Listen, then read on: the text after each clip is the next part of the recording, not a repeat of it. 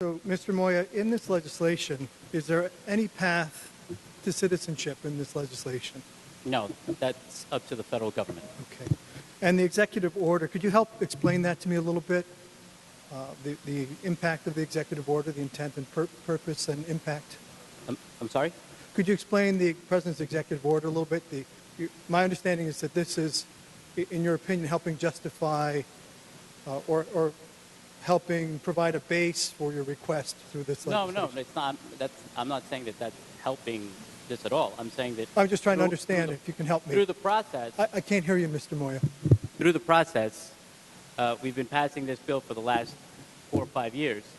The President has put in an executive order that would allow undocumented students the ability to stay here temporarily, to be able to work and go to school without fear of deportation. So, Mr. Moya, if I may, Mr. Speaker, if the sponsor will continue to yield. Yes. Mr. Moya, just a question for you, if I may. So, in your opinion, when you look at student aid and the availability of aid, do you feel that our existing population, regardless of ethnicity, regardless of gender, regardless of socioeconomic status, but I guess I would focus primarily on lower economic status, socioeconomic status. Do you feel that there is sufficient aid available to residents of the United States at present? No, I think that we need to be doing a lot more, and I think that one of the things that we've been doing is taking a look at how we can help students right now, both documented and legal residents and U.S. citizens. As a matter of fact, I have a bill that I've introduced that would allow to bring back graduate TAP for people who are going to graduate school. So I think that we have a lot that we can cover, but we can do multiple things simultaneously to help a broad base of young students who want to come here and get an education where we can build for our future economy by helping these students who, by the way, we pay for their education from kindergarten all the way to high school, to say now, at the most critical juncture in their academic careers, to say, wait, sorry, you can't apply for any type of assistance. Thank you, and I understand your point, and again, emotionally, I think all of us are there. I think all of us understand, and we all subscribe in this chamber to the issue of lifting people up. And you and I have had conversations. I've had conversations in this chamber. I come from poverty. My father, in a nursing home fighting cancer, living on Social Security, born in Puerto Rico, has nothing. He's fighting for his life with cancer. His granddaughter, Stephanie Lopez, in severe student debt, now serving in Okinawa in the U.S. Air Force to pay off student loans because there was not enough aid for her to assist her with her educational pursuit. And that's just one sideshow, but my emphasis being that we have friends, neighbors, your constituents, my neighbors, my constituents, rural Appalachia, inner city, who all have this dream. So there is a dream, and the dream is part of who we are, and we want to promote a dream. But my question is, how can we justify that when we can't even feed the mouths of those who are here as citizens legally? How can we justify, we provide health care, my understanding, we provide basic education. How can we, in all good conscience, move forward and provide advanced degrees, advanced education to these undocumented individuals? And God bless you for your support of this. And Mr. Ramos, why do you rise? No, I'm not going to yield. And Mr. Lopez will not yield. And actually, Mr. Speaker, and go on the bill.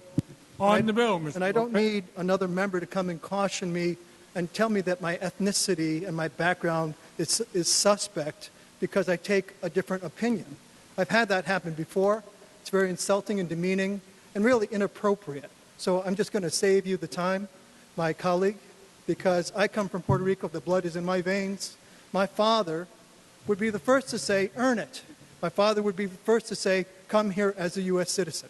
He would be the first to defend my daughter in the Mr. military. Ramos, why do you rise? Speaker, if Mr. Lopez is I have not addressing me, mentioned a name. he is addressing me, may I I have not answer? Gentlemen, mentioned a name. gentlemen, shh. There is no name mentioned. Mr. Mr. simply Lopez, 1 preempting. minute, please.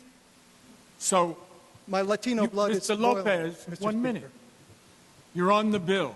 I am on the bill, So and I'm speaking stay on the bill.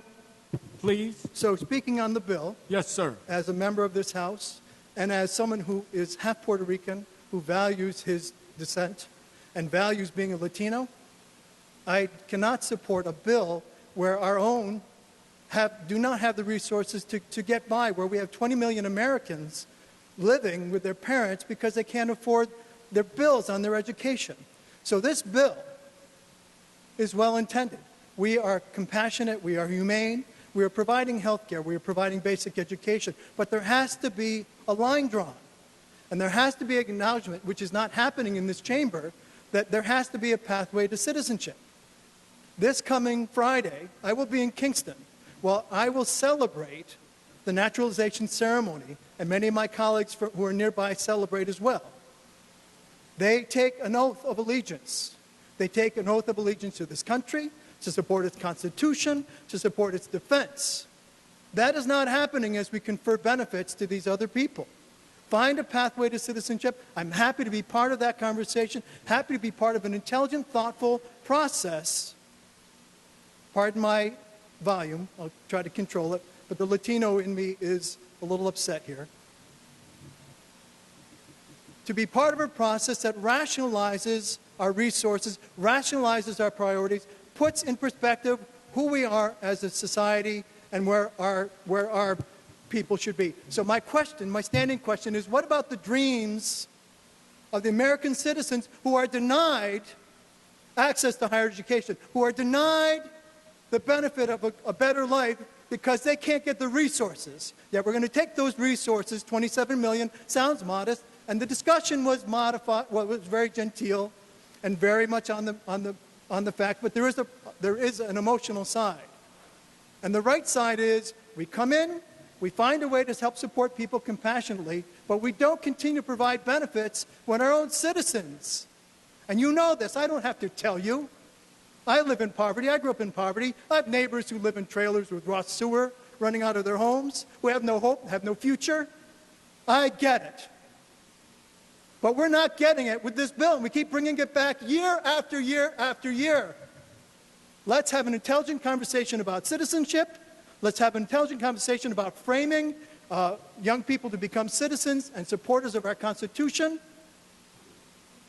And stop saying that we're diminishing the dreams of people because we're not even taking care of the dreams of our own children, of our own neighbors. So let's be intelligent about this. Let's be thoughtful about this and stop saying that the people who deny it are bad people or the people who deny it are not defending their cultural heritage. Stop it. Just stop it. Mr. Speaker, the bill, well intended, has a serious flaw. There is no path to citizenship. There is no rationalizing of priorities for American citizens and support of them on our soil. The bill is flawed. I oppose it. Thank you, Mr. Speaker.